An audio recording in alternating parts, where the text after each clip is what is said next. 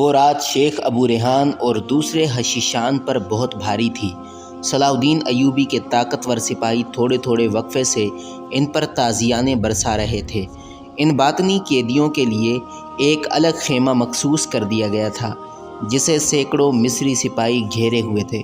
صبح ہوتے ہوتے شیخ ابو ریحان اور دوسرے حشیشان کے لباس دھجیوں میں تبدیل ہو گئے تھے اور جسم کے مختلف حصوں سے خون رس رہا تھا۔ نماز فجر ادا کرنے کے بعد جب صلاح الدین ایوبی اس خیمے میں داخل ہوا تو سب کے سب زمین پر نیم جاں پڑے ہوئے تھے، مگر ابھی تک کسی نے زبان نہیں کھولی تھی۔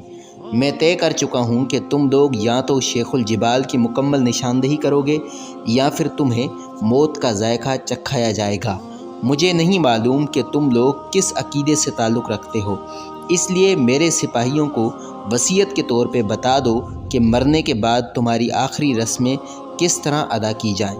یہ کہہ کر صلاح الدین ایوبی جانے کے لیے مڑا ہی تھا کہ شیخ ابو ریحان نے زمین پر پڑے پڑے کرہاتی ہوئی آواز میں کہا، خدا کے لیے مجھے تھوڑی سی شراب پلا دو تاکہ میں تمہیں کچھ بتانے کے قابل ہو سکوں۔ تازیانوں کی جراحت اور موت کے خوف نے شیخ ابو ریحان کی زبان کھولنے پر مجبور کر دیا تھا۔ ہم شراب نہیں پیتے، اس لیے تیری خواہش پوری نہیں کی جا سکتی، صلاح الدین ایوبی نے سخت لہجے میں کہا۔ تو پھر مجھے دارالعمل لے چلو، شیخ ابو ریحان نے کانپتے ہوئے لہجے میں کہا۔ وہاں شراب بھی ہے اور وہیں شیخ الجبال کی پناہ گاہ بھی ہے۔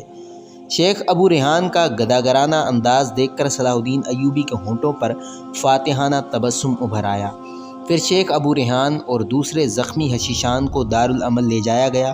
خود صلاح الدین ایوبی بھی پوری طرح مسلح ہو کر اپنے حفاظتی دستے کے ساتھ دارالعمل میں داخل ہوا، جہاں اس کے سپاہی جگہ جگہ سے فرش کھود رہے تھے، مگر انہیں کسی قسم کی کامیابی حاصل نہیں ہوئی تھی اور ہو بھی نہیں سکتی تھی، کیونکہ دارالعمل ایک انتہائی پیچیدہ طلسم کدہ تھا، اسپین کے طلسم کدے کی طرح، جسے بڑے بڑے ماہر کاریگروں نے تعمیر کیا تھا۔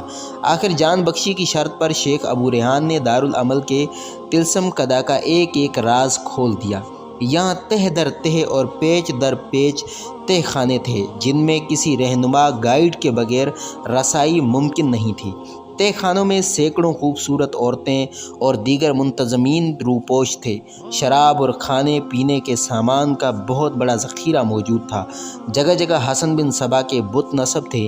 یہیں وہ سرنگ بھی موجود تھی جو شام کے سلسلہ کو حصار تک جاتی تھی۔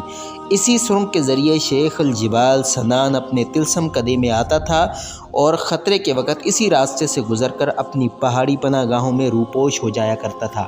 صلاح الدین ایوبی نے فوری طور پر ان تمام عورتوں اور دارالعمل کے خدمت گاروں کو گرفتار کر کے ایک طویل و عریض کمرے میں بند کر دیا۔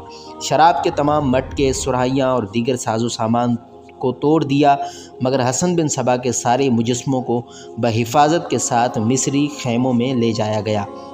شیخ ابو ریحان کے حکم پر اس کے ایک خاص خدمتگار نے ان تمام غاروں کی نشاندہی کر دی جہاں شیخ الجبال اور اس کے 5000 مسلح فدائیین چھپے ہوئے تھے۔